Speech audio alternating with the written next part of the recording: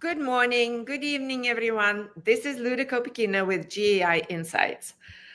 Welcome to Daily AI News Review, where we rate news essential, important, and optional, helping you navigate through an avalanche of news that happen every day. Please follow along at gaiinsights.com/articles, and please share your opinions, your thoughts as we discuss these. Today we have Ankaj, John, Paul, and a special guest, Ashish Bhatia, who has very deep development experience in the AI space, so he provides really cool feedback and insights. Thank you, Ashish, for joining. Thanks, Luda. Pleasure. All right, let's start with the first article. Ankash, please. Sure, thanks, Luda. So the first one that we have for today comes from Mistral, and Mistral has launched Devstral. Yes, claiming to be the best coding platform of them all. John, what did you think about this one? Yeah, I was between optional and important on this. The performance I think is quite high, as you can see here, in terms of the ability for the software agents to help in creation. They're really much better than even some of the biggest models. And this whole notion of software development as a place to automate and to augment, it's much more complicated than simply doing individual tasks. And this and some other Devstral and some other solutions now have really looked at how do they manage environment, state, try to understand the goals of the programmer, and present this in such a way that it's something better than Jira, just simply what's been done by whom when. So and software development is such an important thing for at least three reasons. One is it's a huge part of the economy. Second is that it has a lot to do with new products and services. And third, software just continues to be more and more into everything. So this is a special category of productivity. It's not like call centers or something like that. So that's what normally I would have given it an optional as a product announcement, but it's very important area. So I was headed toward important. Yeah, they also, this is open source. You can download it today and play with it, and it fits on a little bit deeper Mac, or a little bit more memory Mac, and it's local, right? So it can access data in the like. Yeah, you need a 32 gig Mac to use it. Yeah. So what do you think about this, Ashish? Interesting model. It's a smaller model, as you guys mentioned, right? I mean, even the comparison, if you look at the comparison, it is for a mini Ike model, which is the smaller model. Look how they have not compared it with Codex or any of the larger kind of models and coding agents. So while it's interesting, I'm not sure deploying a coding model locally. I have not dropped the scenario for that. Because I've always thought of you want the biggest, the baddest model for coding, because you want it to have that profound view of what you're trying to implement, have a deep understanding of your GitHub, and then be able to make those changes. So for those reasons, in my mind, this was kind of an optional news. Okay. We're going optional. Paul, what do you think? Well, I think first and foremost, they moved off their naming convention. This should be Law Mistral, because they were doing a lot of chat before. So it's happy to see them move off that. This is definitely optional. I mean, it's a product announcement. I do think what's interesting, though, is that we certainly seen in the last 2 years that the frontier models have been the intergalactic battle. And clearly, we now have intergalactic battle on all these code editing tools, both from startups and AWS and Microsoft, and everyone leaning into it. So this battle is just starting, and I think we're just going to see tremendous innovation and spend on, because like a lot of these markets, it will float down to 2 or 3 tools 2 or 3 years from now, and those will have really, really powerful impact. And that's why the big guys and some of the startups are not going to let it go easily. No, right. But the landscape of that coding environments is really changing. That people are rethinking of how we code, and having a capability on your laptop is an important part of it for sure, and distributed environment also. So we'll see how it goes, but optional for now. All right. I'm not sure what the AI leader would do with this. I mean, what he forwarded to his tech team, which is already using one, so optional. We beat this optional up here. Now we're back to. I'm feeling back home, Luda, where we beat up all the optionals severely. Well, no, we are putting it. We're not beating up. We're putting it in view of other developments in the field, and that is very important. Fair enough. The other thing to kind of think through, just to kind of beat this a little bit more, is think about until last year, right? It was all about the largest models. That was the intergalactic kind of fight. First quarter was all about reasoning models, and if you see this quarter, I mean, we see so many announcements around coding models, and the battle is there right now somehow. Yeah, I was thinking about this. We have a lot of coding stuff happening. One last thing, Luda, on this, Sanju on our research team put a blog post on a GAI Insights. I think she identified 50 different code editing tools. So it really is a very, very crowded space. Yeah, it is a crowded space, but it is an evolving space, and that what this fight that we're observing, right, is crystallizing what's next to come, and so this is good. Optional for now. Let's proceed, Ankash, please. The next one is a research paper which talks about a reward reasoning model. Yeah, this is coming from Microsoft and a couple of Chinese universities. A pretty profound paper, I thought, long one, but talking about actually rethinking the rewards and giving it some time to self-improve, and only then providing an answer. So what did you think about this, Ashish? It's right in your alley. You like to think about these things and have a number of methods you've experimented with. Yeah, I mean, thanks, Luda. I mean, very interesting paper. I actually forwarded to a bunch of friends last night. The reason it's important is the reward model is either handcrafted or then it's an AI reward model, right? But what they have added in this scenario is they've created a reasoning reward model. But what it does is it uses your test time compute for determining the reward, right? With whether it's the reward is 1 or -1, whatnot, right? So which kind of makes RL even more interesting. Now you can bring that human reasoning in the reward modeling part, right? So for that reason, it's very interesting. It's very dense. I want to actually more deep dive on this paper later today to kind of get to the nitty-gritties of it. From an AI leader perspective, I don't know if you're not developing your own model, this might be too much of information, but is an interesting trend to kind of watch. And for that reason, I was kind of in the middle of maybe optional, maybe important, but again, trending optional, I would say, from utility for the leader perspective. Okay. John, what did you think?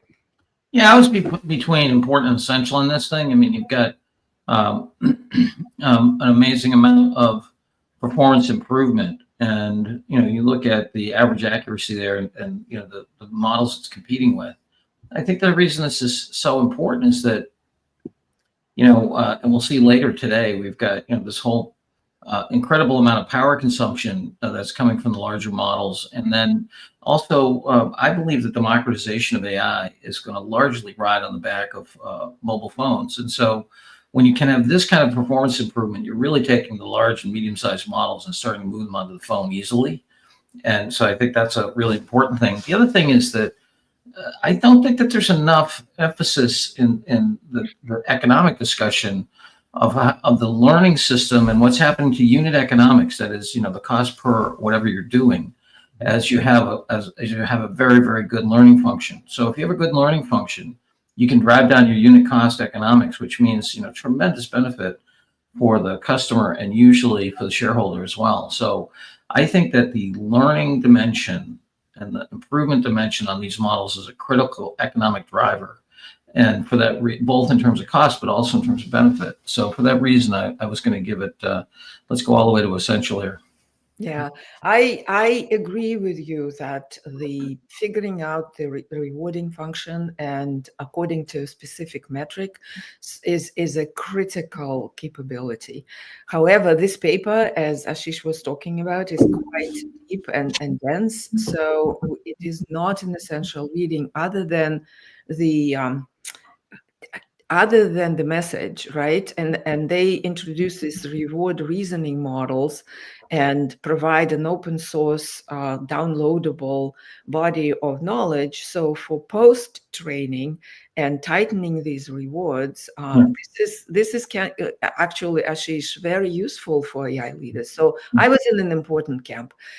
Paul, what do you think? Luda, just before we head there, can I just say one thing? I was having dinner earlier this week with a representative of a very large fund that goes everything from small, early stage all the way through leverage buyouts. And one of the things that he noted, and we're having a dinner with a number of leaders in businesses, and one of the things he noted was that the difference between the leading companies and the companies that are lagging is that the leading companies, when he talks to their CIOs and their executives, they actually have an understanding of what the technology is doing and what the unit economics are. And so down to things like which products you're using and why and what's happening on a cost basis. So I hear you about, it getting to, I think the leading AI leaders are going to get into the details, is what I'm saying. Yes, and this is one of the examples, but I'm just arguing it's important rather than essential. But Paul, what did you think?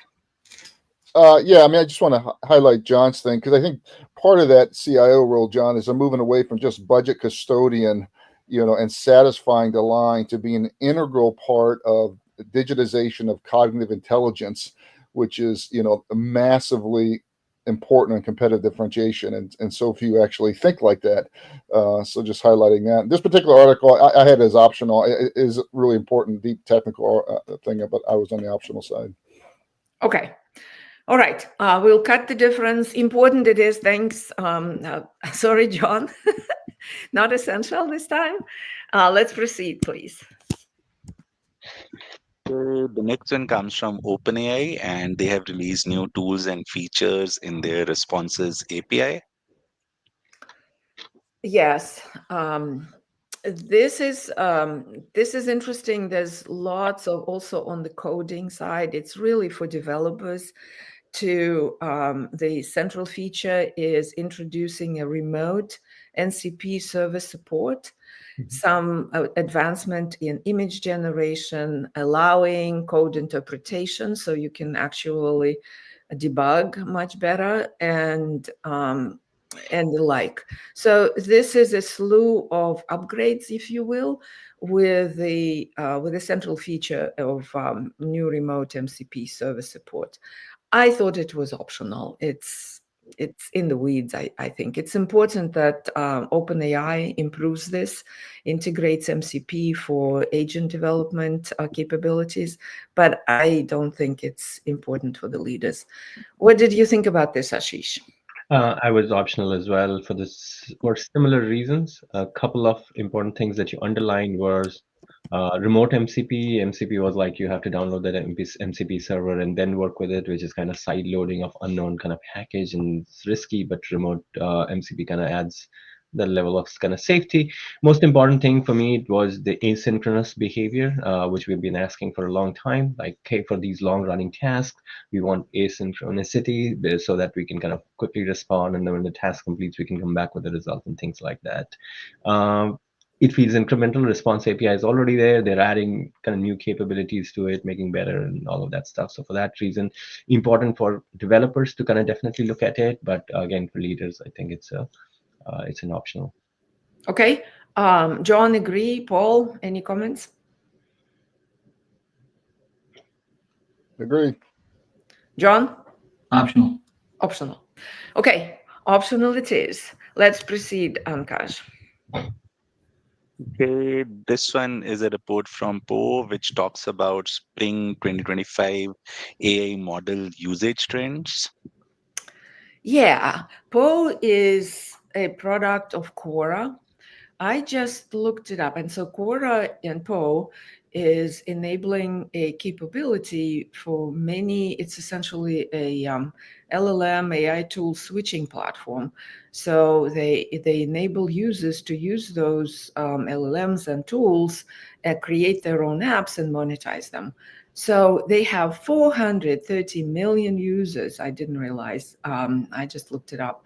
So this is quite a big platform. John, what did you think about this data dive of Poe? I John, can you- see you, John. Sorry, I was going to give this an essential. I mean, I think it really gives people, AI leaders, a fantastic set of data on what models are being used, what the trends are. When you hear things like DeepSeek, you saw DeepSeek go from 0 to 7% of volume down to 3%. It tells you when it's a flash in the pan. I think this is essential for an AI leader to be able to make a case inside and outside the organization, to look at his or her, vendor landscape, and to really, in this incredibly volatile environment, have a little bit of radar on what's actually going on for usage. Great sample, beautifully put together, I think, in terms of the clarity, what the leading models are in each kind of category, whether it's video or, visual or text. So I rate this essential, and easy to consume, which, I'm fine giving essential things that aren't, but this is both. Okay. Proposal essential. Ashish, what did you think? I agree with John on the fact that easily consumable data. It's again very kind of succinctly done in that sense. On the text, if you scroll up, Ankaj, just on the very top visual, very interesting visual. I was surprised to see. I was not surprised to see OpenAI again as the top text model, but I was surprised to see Gemini kind of further down, so low. I would have expected Gemini to be much higher. I mean, if not beyond Claude, but actually kind of matching Claude. Um, on the reasoning side, I was like really taken aback. You see, OpenAI pioneered reasoning models, and it is kind of third and fourth behind DeepSeek. So that was very surprising. Similarly, on the image gen model, I'd imagine Google Imagen and OpenAI's would be neck to neck. I mean, I see that difference as significant, and Google is so close to then Flux, which was kind of a little surprising for me as well. So again, I'm not saying don't trust the data. I mean, obviously the data is there and the users are there. For me, this was kind of between optional and important. I will always say, hey, don't trust these kind of public comparisons. Use your own evals. What works for you, that's important. So lower backpack important maybe, but that's how I was thinking about it. Yeah, and I'm also, as I looked at this, I said, well, that's interesting. But if you are a leader already committed to a platform set of tools, having this in front of you is important, but I don't know what's utility of that information. Paul, what do you think? Yeah, I'm not familiar enough with Poe's data user here, so I don't know how skewed it is or represented it is. To me, this is just another benchmark. So, there's already 30 different benchmarks. I don't think, as we talked before, the benchmark rating or this rating should have that much impact into your model choice versus Shisha's point is, find something that actually fits and evaluate yourself. So I had it as optional. Paul, what other benchmarks give us the volume data like this does?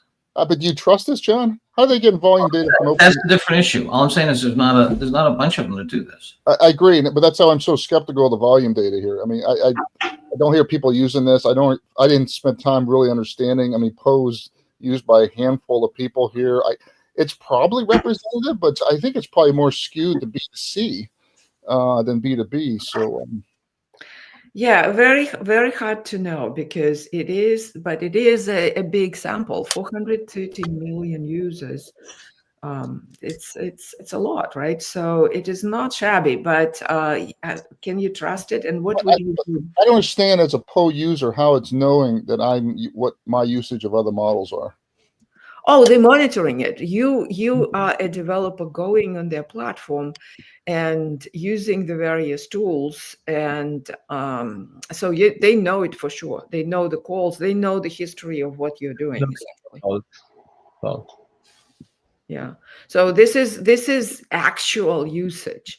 Well, it's just I'm just highlighting having 400 million people use a Poe platform, and we've never talked about in the last year and a half of news is surprising. That's interesting, right? Okay.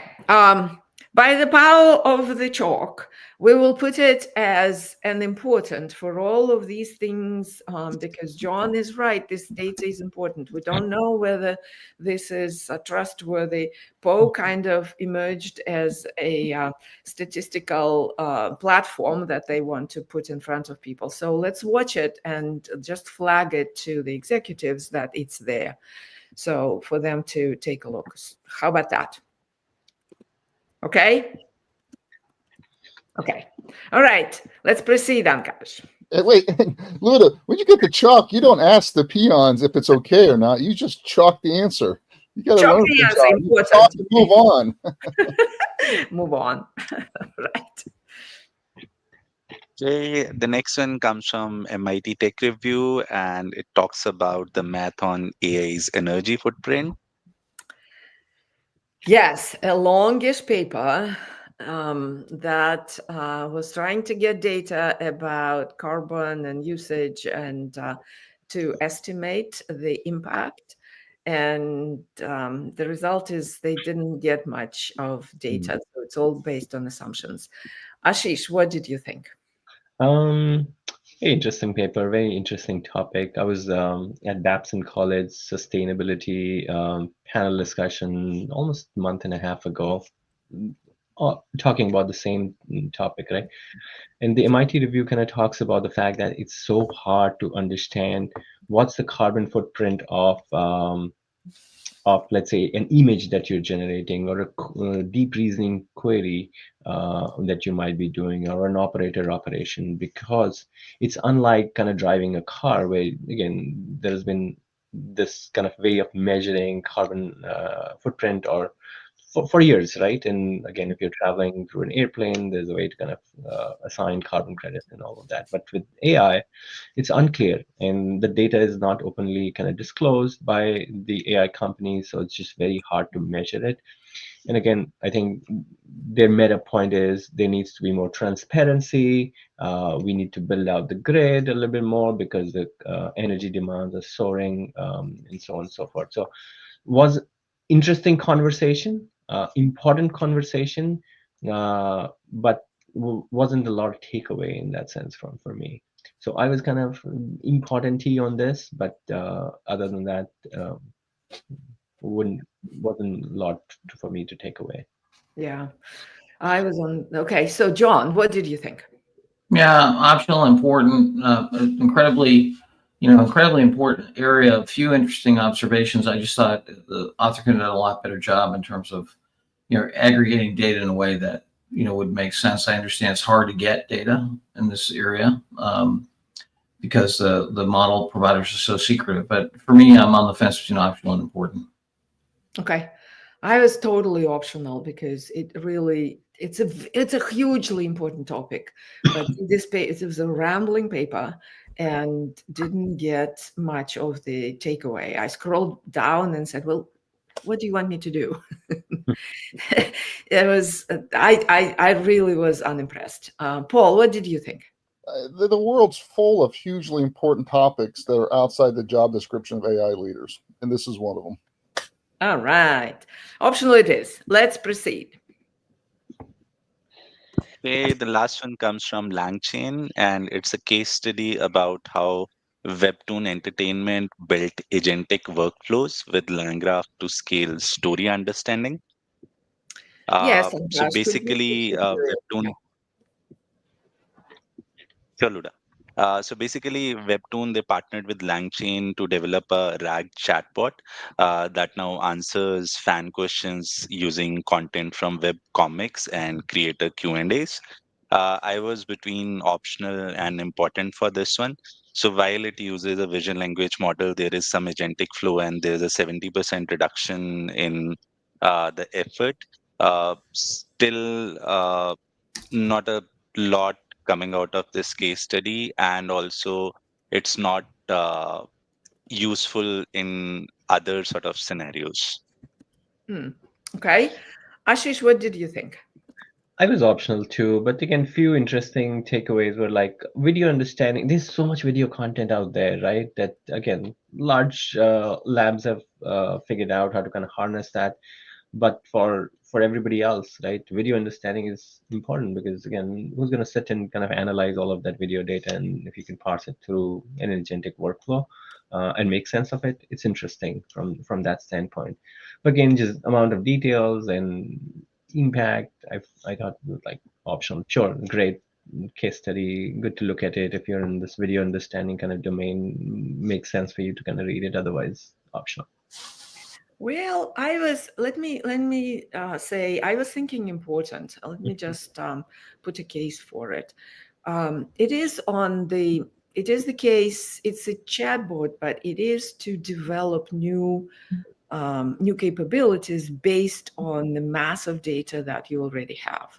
So this company is building essentially new products for business 1, business 2, business 3, as in this graph. If Ankash, you can put it up, the co-agentic workflows. So they're taking all of this mass and its mass of stuff, right? And they are using it. So they captured it. It's and they're using it for creating new revenue sources from it. It's a very critical aspect, and enabling LangChain to understand and have memory about semantic understanding of those specific cases and businesses they want to generate is an important capability that leaders would need. So I was thinking actually it is a great applicability to other domains and other verticals.